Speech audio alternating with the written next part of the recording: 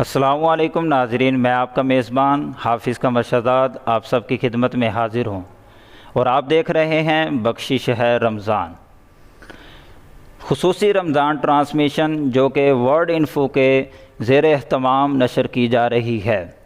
تو ناظرین و سامعین، آج کے ہمارے پروگرام کا موضوع ہے قیام اللیل، کیونکہ قیام اللیل رمضان المبارک کا مہینہ بڑے ہی عروج پر جا رہا ہے اور اس موضوع کو ہم زیر بحث لا رہے ہیں۔ ہم اس پروگرام کے ذریعے تمام احباب کو بتائیں گے کہ قیام اللیل کی فضیلت و اہمیت کیا ہے اور قیام اللیل کے فیض و برکات کیا ہیں۔ تو آج کے پروگرام میں اپنے مہمانان گرامی کا تعارف کراتا چلوں۔ آج ہمارے ساتھ موجود ہیں محترم جناب قاری محمد عمر فاروق نوری صاحب، اور ان کے ساتھ موجود ہیں حضرت علامہ مولانا محمد عمر قادری صاحب، اور ان کے ساتھ موجود ہیں محمد فیاض قادری صاحب۔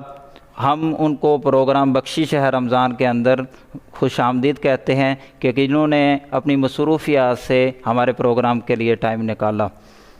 تو آج کے پروگرام کا آغاز باقاعدہ تلاوت کلام پاک سے کرتے ہیں۔ میں ملتمس ہوں محترم جناب قاری محمد عمر فاروق قادری صاحب سے کہ وہ صحیفہ انقلاب کی آیات بینات سے ہمارے دلوں کو مستفید فرمائیں۔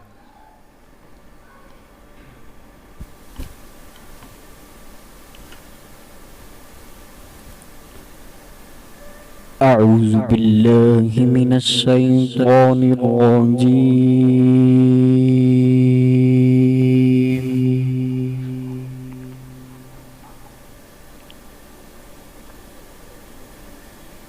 بسم اللہ الرحمن الرحیم۔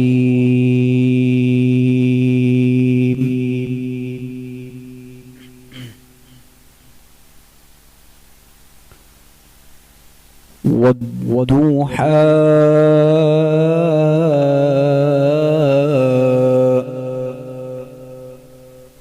والليل إذا سجى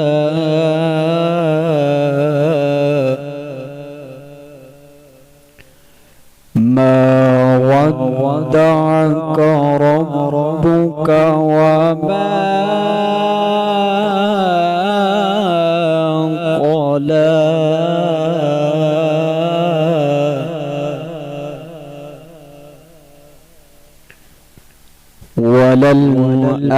وللآخرة خير لك من الأولى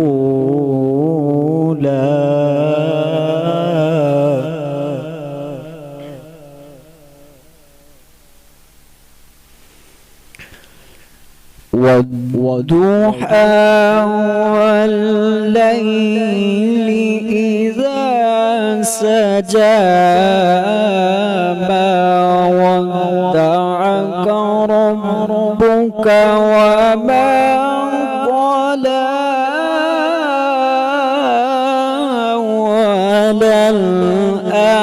وللآخرة خير لك من الأولى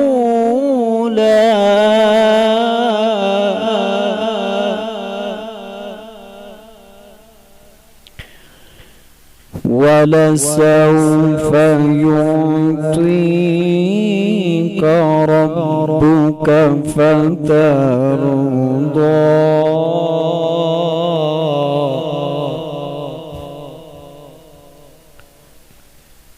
ألم يجدك يتيما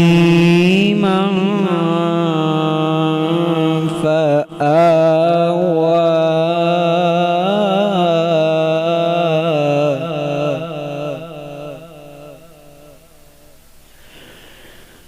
ووجدك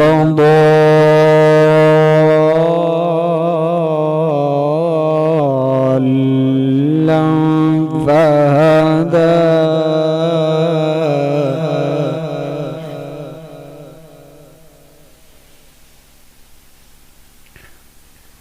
ألم يجدك يتيما فآوى ووجدك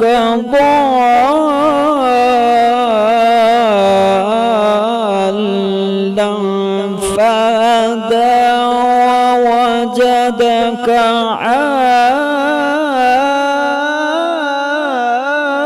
عائلا فأغنى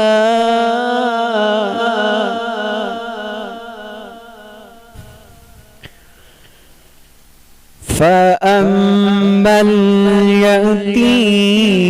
فلا تقهر وأما السائل فلا تنهر وأما بنعمة ربك فحدث صدق الله العظيم بلغنا رسوله النبي الكريم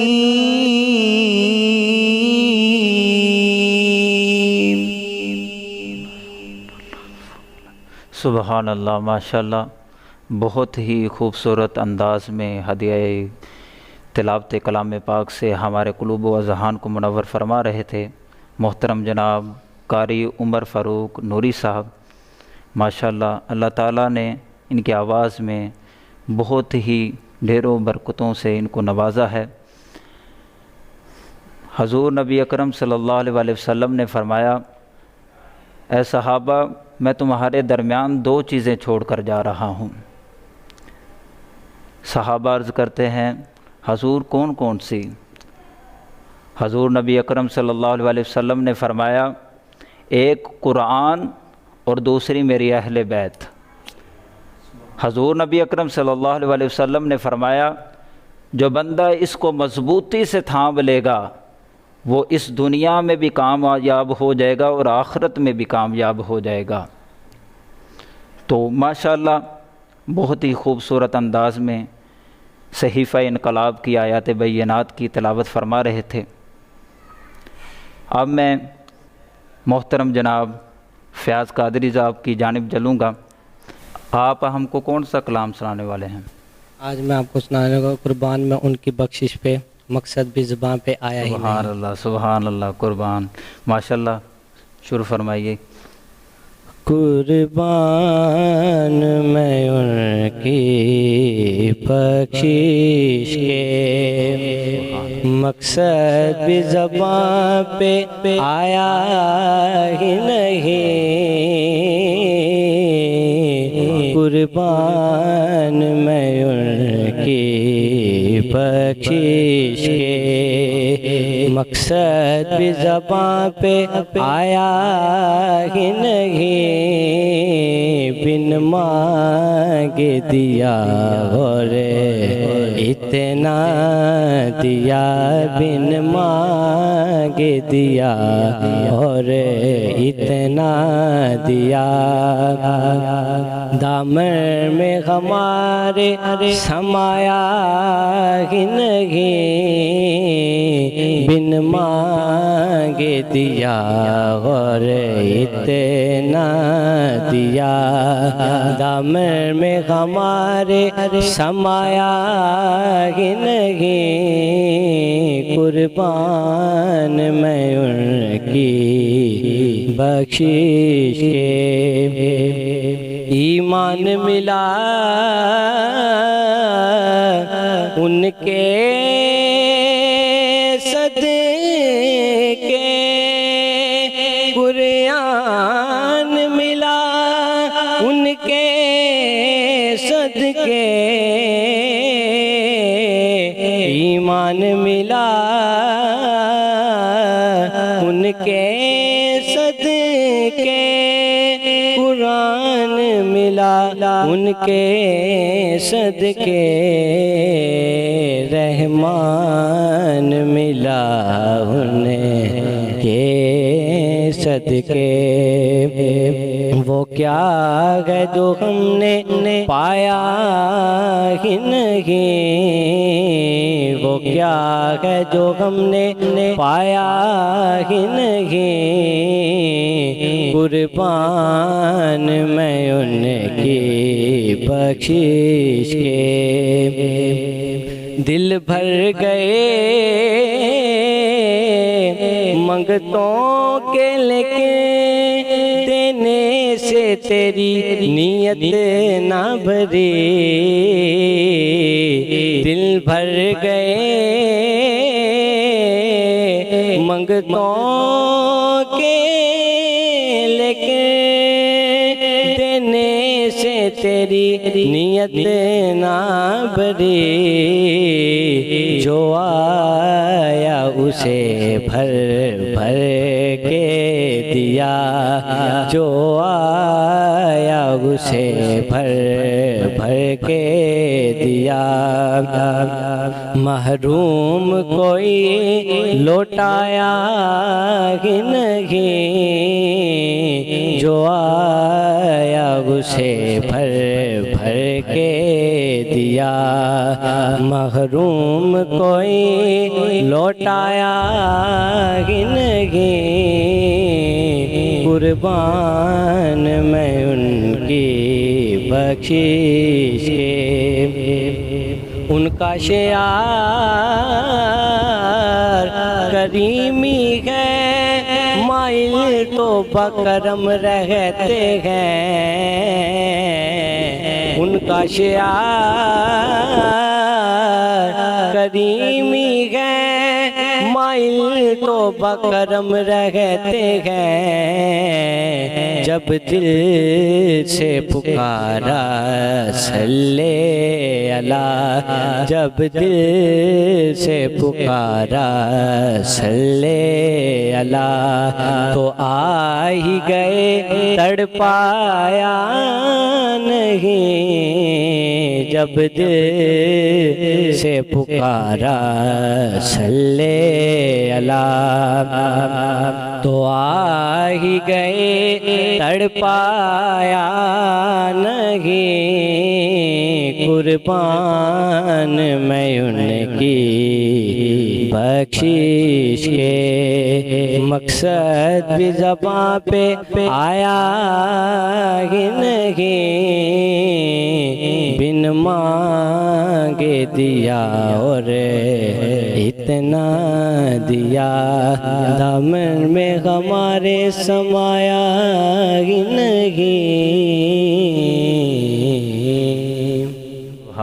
سبحان اللہ ماشاءاللہ بہت ہی خوبصورت اور پیارے انداز میں ہدیہ نعت پیش کر رہے تھے محترم جناب محمد فیاض قادری صاحب ماشاءاللہ بہت ہی پیارا پڑھتے ہیں اللہ تعالیٰ ان کے علم میں ذوق میں ڈھیروں برکت عطا فرمائے اب میں حضرت علامہ مولانا محمد عمر قادری صاحب کی جانب چلتا ہوں اور ان سے ایک سوال کا سیشن کرتے ہیں جی السلام علیکم محمد عمر قادری صاحب وعلیکم السلام عمر صاحب ہمارے ناظرین کو بتائیے گا کہ قیام اللیل کی فضیلت و اہمیت کیا ہے آپ کو پتہ ہے کہ رمضان المبارک کا مہینہ بھی رواں دوا ہے اپنی برکتوں کے ساتھ اپنی رحمتوں کے ساتھ اس رمضان کے مہینے کے اندر بندہ قیام اللیل کرے تو کتنی اس کو برکتیں اور رحمتیں اس پر نازل ہوتی ہیں ماشاءاللہ ماشاءاللہ بڑا اچھا کوسچن ہے آپ کا قیام اللیل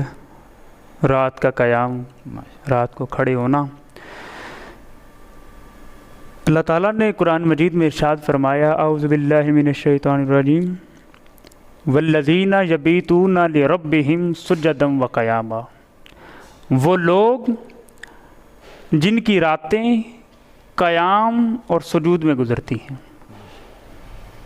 سبحان اب قرآن کی اس آیت سے یہ واضح ہوتا ہے کہ قیام اللیل کی اہمیت کیا ہے ہم دیکھیں باری تعالیٰ فرما رہے ہیں کہ جن کی راتیں قیام اور سجود میں گزرتی ہیں وہ کس طرح کے لوگ ہوں گے؟ کیا بات ہے، وہ کوئی عام لوگ نہیں ہو سکتے۔ جو بندہ سارا دن کام بھی کرے، مزدوری کرے، بچوں کے لیے رزق کمائے، اور پھر ساری رات کھڑے ہو کر اللہ کی عبادت کرے، سبحان یہ کوئی چھوٹی بات نہیں ہے۔ بے شک، قیام کا مطلب کھڑے ہونا، اور لیل کا مطلب رات، کیونکہ یہ دونوں عربی کے الفاظ ہیں۔ تو یہ عربی میں کہا جاتا ہے قیام اللیل، اور اردو میں ہم اس کا ترجمہ کریں گے کہ ساری رات کھڑے ہو کر اللہ کی عبادت کرنا۔ تو یہ رمضان المبارک کا مہینہ ہے، اللہ تعالیٰ نے ہمیں عطا فرمایا ہے، اور ہماری زندگیوں میں یہ ایک بار پھر آیا ہے۔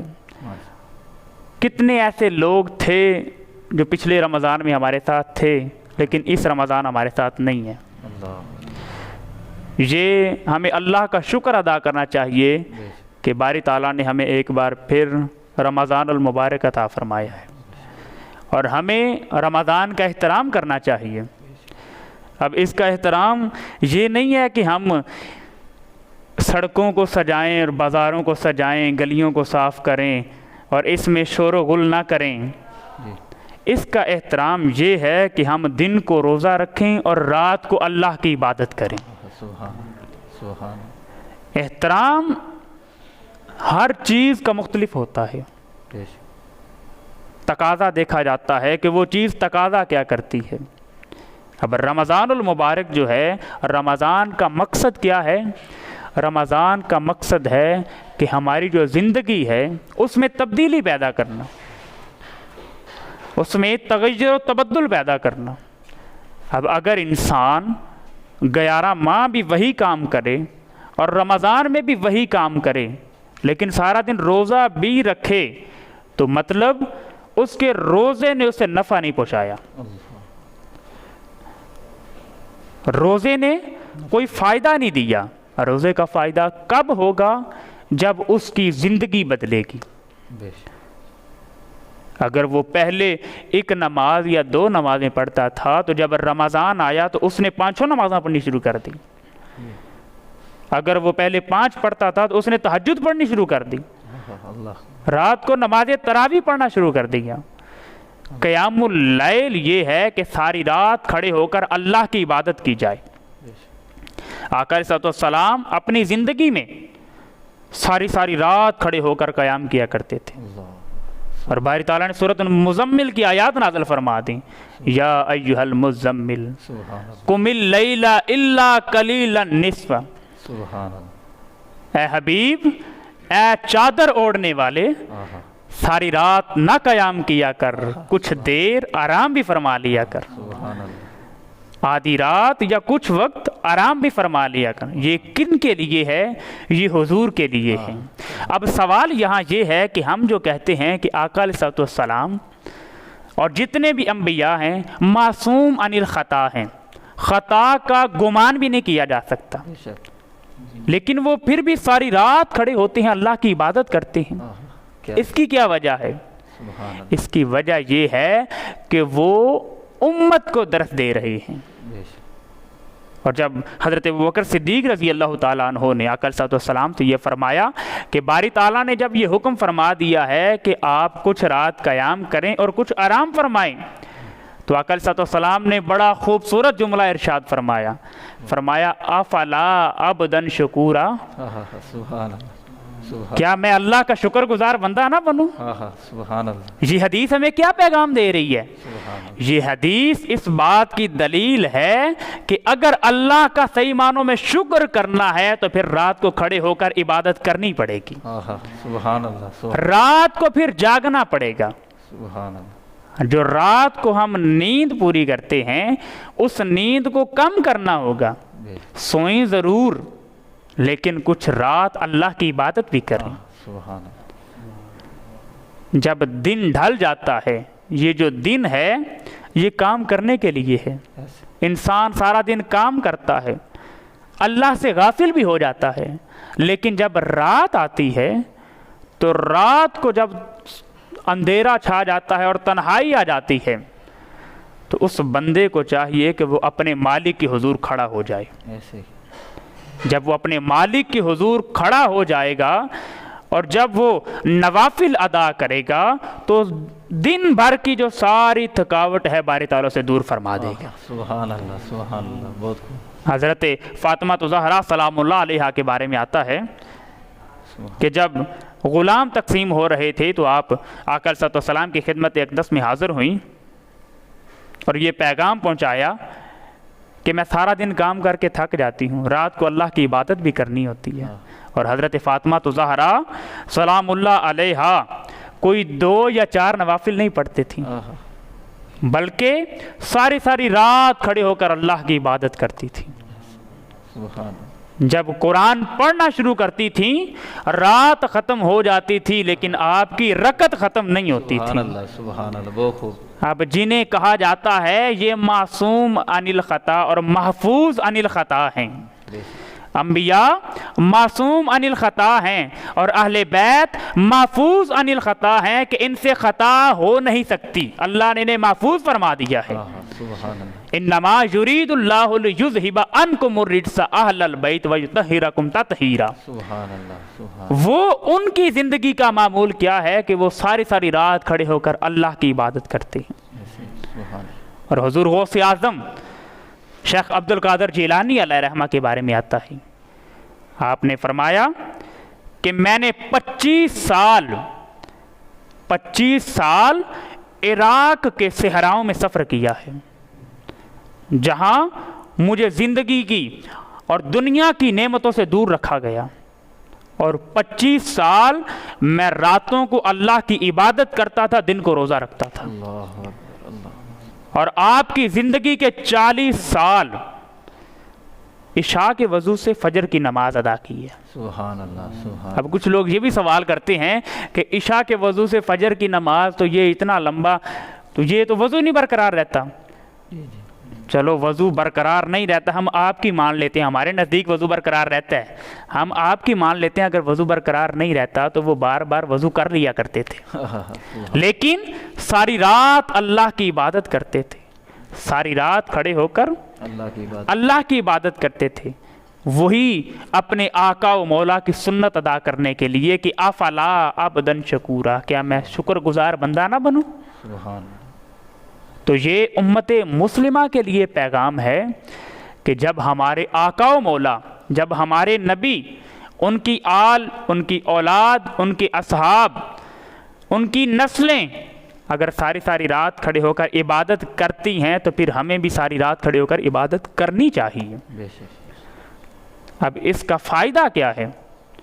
جب ہم عبادت کریں گے تو ہم اللہ کے قریب ہو جائیں گے. بندہ جتنے زیادہ سجدے کرتا ہے اتنا اللہ کے قریب ہو جاتا ہے. سبحان اللہ. ہم کہتے ہیں کہ جو ابلیس شیطان یہ فرشتوں کا استاد تھا, فرشتے نور سے بنے ہیں اور یہ آگ سے بنا ہے, وہ نوری, یہ ناری ہو کر نوریوں کا استاد ہے. وجہ کیا ہے؟ کیونکہ اس نے سجدے بڑے کیے, بڑی اللہ کی عبادت کی, بڑے سجدے کیے, لیکن ایک سجدہ چھوڑا تھا. اللہ نے حکم دیا میرے آدم کو سجدہ کرو, وہ ایک اللہ کا حکم نہیں مانا, ایک سجدہ نہیں کیا, ہمیشہ کے لیے لعنت کا توق گلے میں ڈال دیا گیا. اب دیکھیں وہ سجدہ اللہ تعالیٰ کو نہیں تھا, وہ سجدہ اللہ تعالیٰ کو نہیں تھا, حضرت آدم علیہ السلام کو تھا. وہ تو اس بات کے اوپر قائم تھا کہ عبادت فقط اللہ کی ہے, عبادت کے لائق, سجدے کے لائق فقط اللہ کی ذات ہے.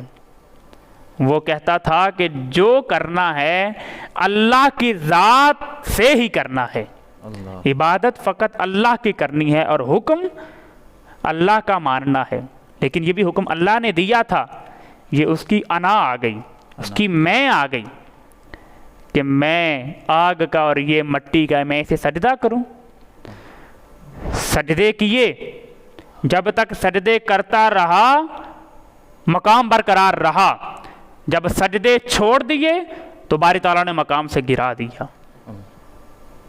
یہ امت مسلمہ کے لیے پیغام ہے کہ آج جو ہمارے حالات ہیں، امت مسلمہ آج جس طرح گر چکی ہے، اگر دوبارہ بلندی کی طرف آنا چاہتی ہے تو پھر اپنے رب کے حضور سجدے کرنے ہوں گے، اپنے رب کے حضور راتوں کو کھڑا ہونا ہوگا۔ سبحان اللہ، سبحان اللہ۔ علامہ اقبال نے جواب شکوہ میں اس کا آخری جو ہے، پہلے شکوہ لکھا اور پھر جواب شکوہ لکھا۔ جی جواب شکوہ کا جو آخری بند لکھا کہ وہ معزز تھے مسلمان، وہ معزز تھے زمانے میں مسلمان ہو کر، ہم خوار ہوئے تارک قرآن ہو کر، تارک قرآن۔ ہم نے قرآن کو چھوڑ دیا ہے۔ یہ جو ہے، یہ جو پورا انہوں نے شکوہ لکھا، انہوں نے کہا کہ باری تعالیٰ ہم ہی وہ لوگ ہیں کہ جنہوں نے تیرے دین کی خدمت کی، جانیں قربان کی، جنگیں لڑیں، غلامی سے آزاد کروایا، کعبے کو جبینوں سے سجایا، بتوں سے آزاد کروایا، یہ ساری چیزیں ہم نے کی ہیں، جی لیکن پھر بھی گلا ہے کہ ہم وفادار نہیں۔ ہاں، ہم وفادار نہیں، تو بھی تو دلدار نہیں۔ سبحان۔ اور جب یہ شکوہ لکھا تو پھر اس کا جواب اللہ تعالیٰ کی طرف سے جب الہام ہوا، اور پھر جب جواب لکھا تو سیم وہی، صرف ایک صیغہ بدلا۔ پہلے تھا کہ تیرے کعبے کو جبینوں سے سجایا ہم نے، تیرے قرآن کو سینوں سے لگایا ہم نے، نوع انسانی کو غلامی سے چھڑایا ہم نے، تیرے کعبے کو جبینوں سے سجایا ہم نے، پھر بھی گلا ہے کہ ہم وفادار نہیں، ہم وفادار نہیں، تو بھی تو دلدار نہیں۔ اور جب جواب شکوہ لکھا، وہی لکھا کہ میرے کعبے کو جبینوں سے سجایا کس نے، میرے قرآن کو سینوں سے لگایا کس نے، نوع انسانی کو غلامی سے چھڑایا کس نے، تھے تو وہ آبا تمہارے ہی مگر تم کیا ہو، ہاتھ پہ ہاتھ درے منتظر فردا ہو، حیدری فقر ہے نہ دولت عثمانی ہے، تمہیں اسلاف سے کیا نسبت روحانی ہے۔ وہ معزز تھے زمانے میں مسلمان ہو کر، ہم خوار ہوئے تارک قرآن ہو کر، ان کے ساتھ ہمیں نسبت کیا ہے۔ حضرت عثمان غنی، ان کی سخاوت، 1000 اونٹ جب آئے اور اس وقت جب مکہ میں قحط پڑ چکا تھا، ہر تاجر کی یہ کوشش تھی کہ یہ مجھے مل جائیں، میں ان سے خرید کر دگنے داموں بیچوں گا، لیکن حضرت عثمان نے کہا کہ مجھے اس سے بھی دگنا مل رہا ہے۔ انہوں نے کہا کہ ہم نے تو اپنی اوقات سے بڑھ کر آپ کو مول دینے کی کوشش کی ہے، لیکن اس سے بڑا اور کون دے رہا ہے؟ اس نے کہا وہ میرا رب دے رہا ہے۔ حیدری فقر ہے، اور حضرت علی کرم اللہ وجہ الکریم کا یہ مقام ہے کہ آپ ایک دن سوکھی روٹی بے کر کھا رہے تھے، فقیر نے آ کر کہا کہ کھانا مل سکتا ہے کہیں سے؟ اس نے کہا وہ سامنے دروازہ کھٹکھٹاؤ، اندر سے روٹی مل جائے گی۔ جب دروازہ کھٹکھٹایا تو اندر سے روٹی مل گئی، ایک روٹی ملی وہ خود کھا لی۔ دوبارہ دروازہ کھٹکھٹایا، کیا دوسری روٹی مل سکتی ہے؟ انہوں نے کہا وہ کس لیے؟ تو آپ نے کہا وہ جو سامنے فقیر بیٹھا ہے اس کے لیے۔ تو انہوں نے کہا جس کو فقیر سمجھ رہے ہو وہی اس گھر کا مالک ہے۔ حیدری فقر ہے، خود بھوکے رہتے ہیں لیکن دوسروں کو کھلاتے ہیں۔ اور دولت عثمانی ہے کہ جو اللہ نے مال دیا ہے اسے اسی کی راہ میں خرچ کر دیتے ہیں۔ اور وہ معزز تھے زمانے میں مسلمان ہو کر، وہ حقیقی معنوں میں مسلمان تھے۔ ہم خوار ہوئے تارک قرآن ہو کر، ہم نے قرآن کو چھوڑا اور ہم آج ذلیل ہو رہے ہیں۔ باری تعالیٰ نے قیام اللیل کے بارے میں جو حکم فرمایا ہے، جو میرے بندے ہیں، جو مجھ سے محبت کرنے والے ہیں، ان کی راتیں قیام اور سجود میں گزرتی ہیں۔ ماشاءاللہ، سبحان اللہ۔ تو ہمیں چاہیے کہ ہم اللہ کی عبادت کریں اور اس کے شکر گزار بندے بننے کی کوشش کی جائے۔ ماشاءاللہ، سبحان اللہ۔ حضرت صاحب آپ نے بہت ہی پیاری گفتگو فرمائی اور ہمارے ناظرین کو بتایا کہ اللہ کے ہاں سجدہ ریز کیسے ہوتے ہیں۔ تو ہمارے ساتھ جوائن کیا ہے محترم جناب حسنین قادری صاحب نے، تو آج آپ ہمیں کون سا کلام سنانے والے ہیں؟ آج ایک مظفر وارسی صاحب کا لکھا ہوا ماشاءاللہ، کلام ہے۔ مظفر وارسی صاحب جہاں کا۔ بھی ہو وہیں سے دو صدا سرکار سنتے ہیں۔ سبحان اللہ، سبحان پیش اللہ، کرتا ہوں۔ ماشاءاللہ، ماشاءاللہ، انشاءاللہ بہت ہی خوبصورت کلام ہے، ماشاءاللہ، قابل غور۔ ماشاءاللہ، ماشاءاللہ۔ اعوذ باللہ من الشیطان الرجیم، بسم اللہ الرحمن الرحیم۔ جہاں بھی ہو وہیں سے دو صدا سرکار سنتے ہیں، جہاں بھی ہو وہیں سے دو صدا سرکار سنتے ہیں، جہاں بھی ہو وہیں سے دو صدا سرکار سنتے ہیں، سرے آئینہ سنتے ہیں، پسے دیوار سنتے ہیں، جہاں بھی ہو وہیں سے دو صدا سرکار سنتے ہیں۔ میں صدقے جاؤں ان کی رحمت للعالمین کے، میں صدقے جاؤں ان کی رحمت للعالمین کے، پکارو چاہے جتنی بار وہ ہر بار سنتے ہیں، پکارو چاہے جتنی بار وہ ہر بار سنتے ہیں۔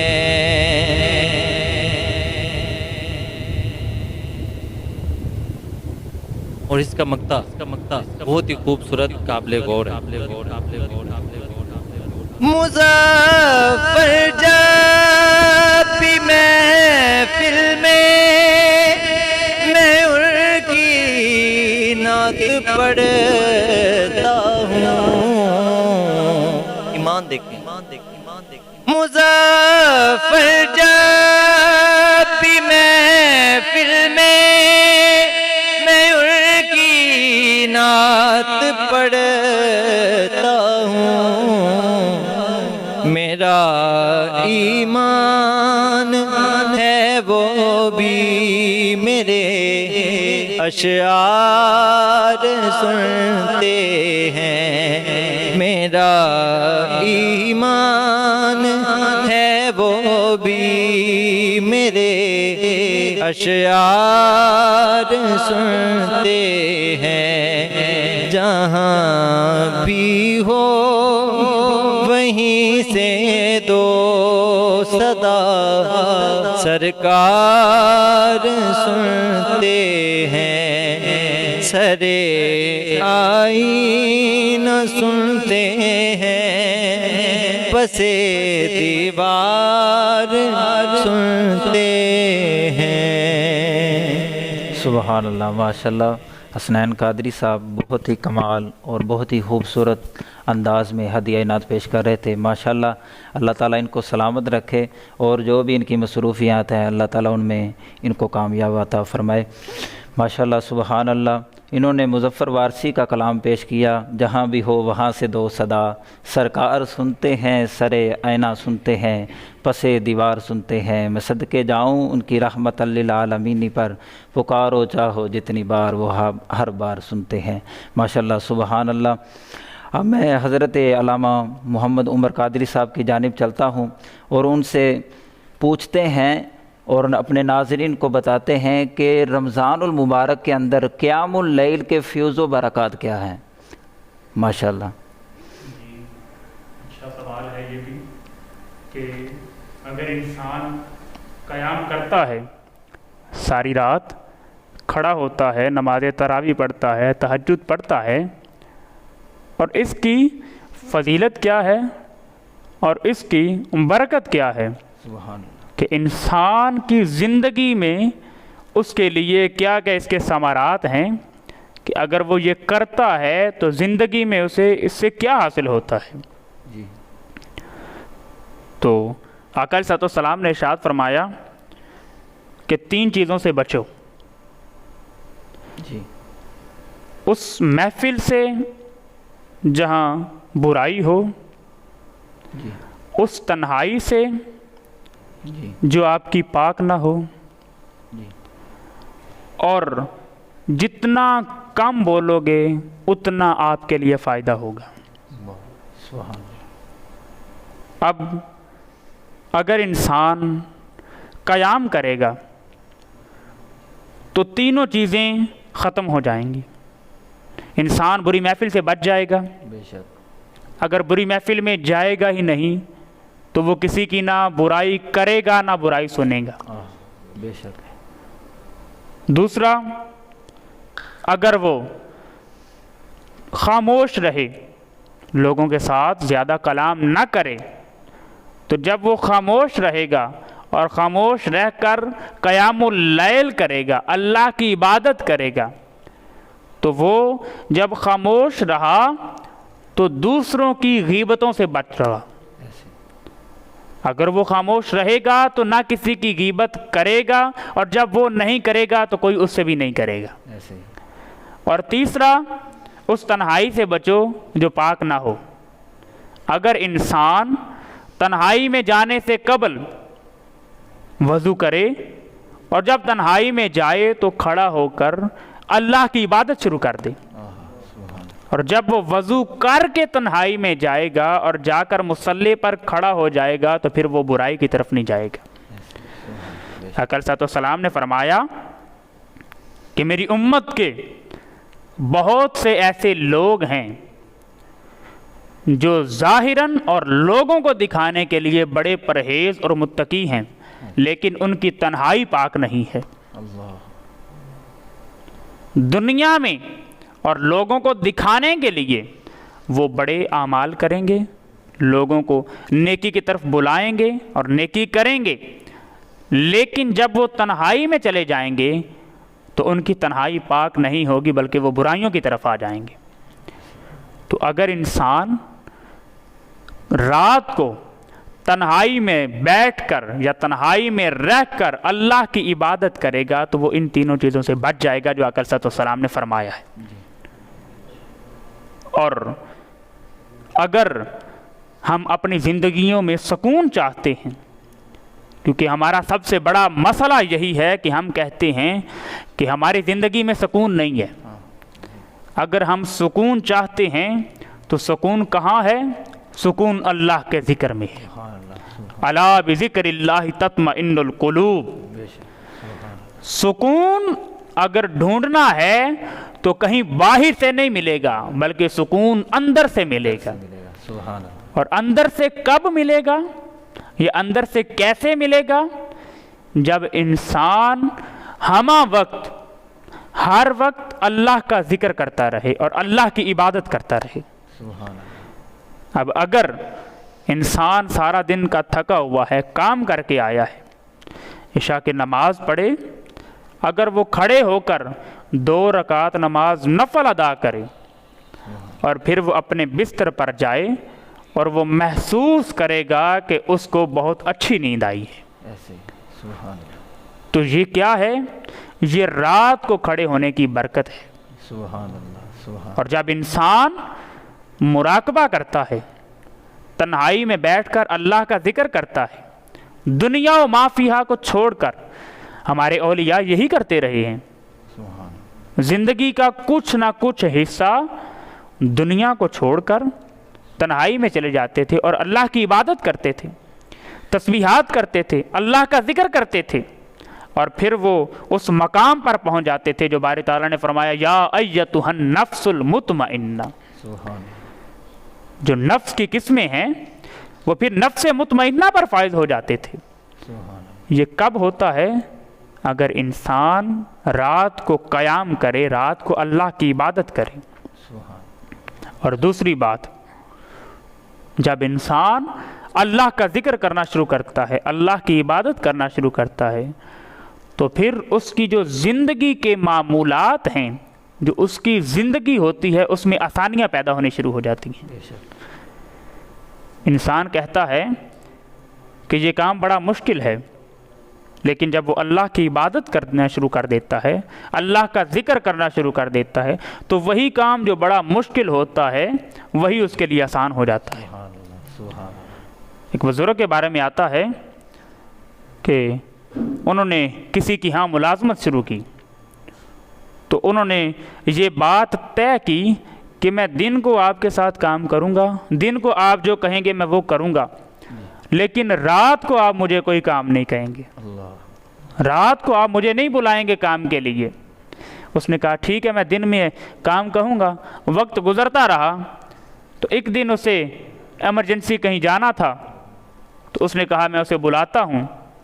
جب وہ اس کے کمرے کے قریب گیا تو وہاں سے آواز آ رہی تھی کہ باری تعالیٰ دن بھر میں اس کی غلامی کرتا ہوں جو مجھے تنخواہ دیتا ہے، دن بھر میں اس کے حکم کو مانتا ہوں جو میرا پیٹ پالتا ہے، جو مجھے تنخواہ دیتا ہے، اور جب رات آتی ہے تو میں تیری عبادت کرتا ہوں کیونکہ تو نے مجھے پیدا فرمایا ہے۔ اور باری تعالیٰ اگر میری عبادت میں کمی آ جائے، کوتاہی آ جائے، تو باری تعالیٰ مجھے معاف فرما دینا کیونکہ میں سارا دن اس کی غلامی کرتا ہوں۔ جب اس نے یہ آواز سنی تو ڈر گیا کہ یہ تو کوئی اللہ کا مقرب بندہ ہے جو رات کو عبادت کرتا ہے اور ساری رات کھڑے ہو کر اللہ کی عبادت کرتا ہے اور اللہ کا ذکر کرتا ہے۔ میں اسے کیا سمجھتا رہا اور یہ تو کچھ اور ہی ہے۔ تو ان سے معافی مانگی کہ ہمیں معاف فرما دیں، اور آج سے آپ آزاد ہیں، اگر دل چاہے ہمارے ہاں رہیں، جو چیز کھائیں پئیں، لیکن اللہ کے حضور ہماری بھی سفارش کیجئے گا کیونکہ آپ اللہ کے برگزیدہ بندے ہیں۔ تو جب انسان اللہ کی عبادت کرنی شروع کرتا ہے، اللہ کا ذکر کرنا شروع کرتا ہے، اور انسان یہ کہتا ہے کہ میں اپنے اللہ سے محبت کرتا ہوں، تو جو محبت کا پہلا تقاضا ہے وہ یہ ہے کہ کثرت کے ساتھ اپنے محب کا ذکر کیا جائے، اپنے محبوب کا ذکر کیا جائے۔ جو محب ہے وہ ہر وقت اپنے محبوب کا ذکر کرتا رہے، ہر وقت اسی کی باتوں میں لگا رہے، ہر وقت اسی کے چرچے کرتا رہے۔ تیرا ذکر کروں لیکن تیرا نام بھی نہ لوں۔ محبت یہ ہے کہ ہر وقت انسان کسی نہ کسی طریقے سے اسی کا ذکر کرتا رہے۔ لیکن جب انسان اپنے خالق حقیقی کے ساتھ، اپنے مالک حقیقی کے ساتھ محبت کرتا ہے تو وہ جو محبت ہوتی ہے وہ باقی رہتی ہے۔ یہ دنیا فانی ہے اور اس کی محبت بھی فانی ہے، لیکن اگر فانی باقی سے محبت کرے گا تو وہ باقی اس فانی کو بھی باقی بنا دے گا۔ حضور داتا صاحب کی زندگی کو دیکھ لیں، کم و بیش 1000 سال ہو گئے ہیں اس دنیا سے پردہ فرمائے، لیکن آج بھی ان کا ذکر اسی طرح ہے جیسے آج بھی وہ لاہور میں زندہ موجود ہیں۔